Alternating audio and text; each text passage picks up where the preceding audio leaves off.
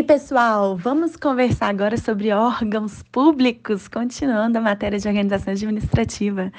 Gente, o órgão público está definido na Lei 9784 de 99.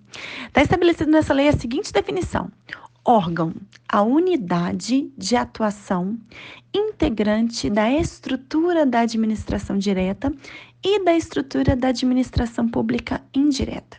Olha só, dessa definição você já tira 3 observações. Unidade, uma unidade, o órgão é uma unidade de atuação que integra tanto a administração direta quanto a administração pública indireta. Gente, como eu falei com vocês quando a gente estudou desconcentração, a desconcentração é a distribuição de competências entre os órgãos, né? Órgãos que compõem tanto a administração pública direta quanto as entidades da administração pública indireta. Por exemplo, uma distribuição de competências entre diretorias que compõem uma empresa estatal. Naquela empresa estatal eu tenho uma diretoria de recursos humanos, outra diretoria de contratos. Cada diretoria é um órgão, é uma unidade que tem aquelas competências. A diretoria de recursos humanos cuida do RH. A diretoria dos contratos cuida dos contratos, que vão se especializar naquela função, beleza? Ponto importantíssimo, mais importante que vocês precisam saber sobre o órgão, que o órgão público é criado e extinto por lei. Criação e extinção do órgão mediante lei, salvo em uma situação que eu já vou falar com vocês. Então, quer dizer que para criar e extinguir um órgão público carece de inovação no ordenamento jurídico. Gente, vocês viram aí quando teve a virada do governo, né? O Bolsonaro assumiu, ocorreu várias mudanças, alguns ministérios deixaram de existir, outros surgiram. Por quê? Mediante lei, uma lei que trata sobre organização administrativa, foram criados alguns órgãos, alguns ministérios, outros foram extintos. Então, isso tudo é feito mediante lei. Agora, gente, a Constituição Federal, no artigo 84, inciso 6º, ela estabelece que, excepcionalmente, o decreto regulamentar autônomo vai inovar no ordenamento jurídico. Decreto inova no ordenamento jurídico? Não. Decreto é ato normativo infralegal. Infralegal porque ele está abaixo da lei. Ele vai complementar, clarificar o conteúdo da lei. Infralegal.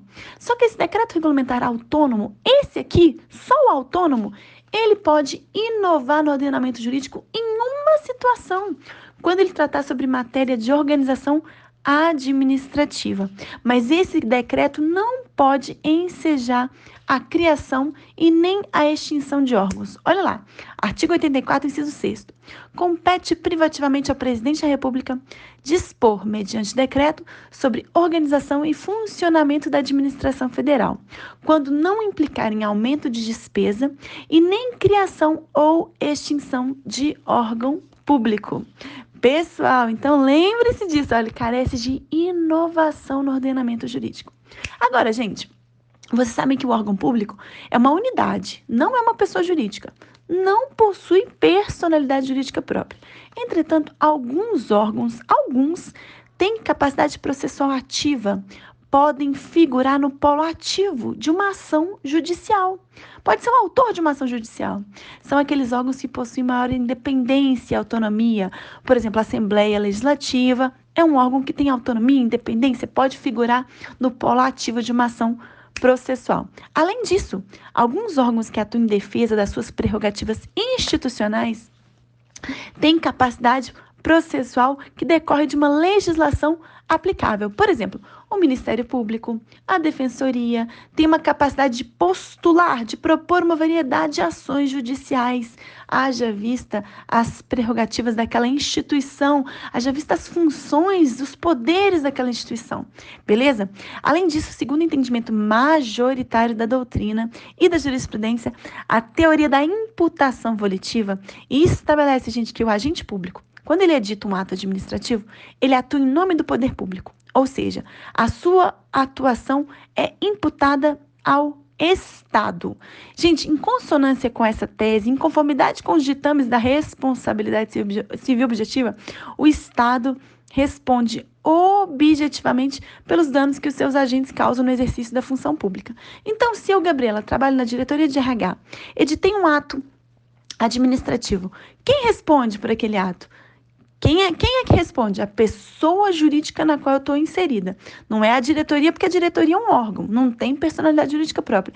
Se aquela diretoria está localizada numa empresa estatal, é a empresa estatal que responde por aquele ato, né? Se eu editei um ato que causou um prejuízo a alguém, quem vai responder pelo ato é a pessoa jurídica na qual eu estou inserida, e não o órgão, porque o órgão não tem personalidade jurídica própria. Beleza? Lembrem-se disso, né, gente? Lembrem-se de tudo isso, que é importantíssimo. O que é mais importante é que a criação e extinção de órgão público carece de inovação no ordenamento jurídico. Beleza?